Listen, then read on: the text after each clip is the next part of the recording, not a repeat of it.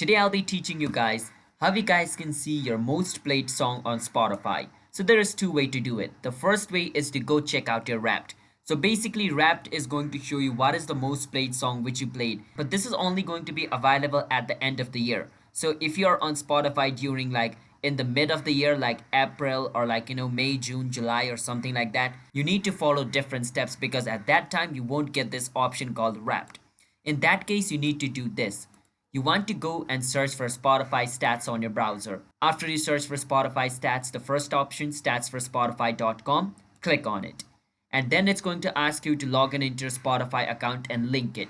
And don't worry about it, it's not going to steal your information, so just link it. Once your account is linked, it's going to show you this.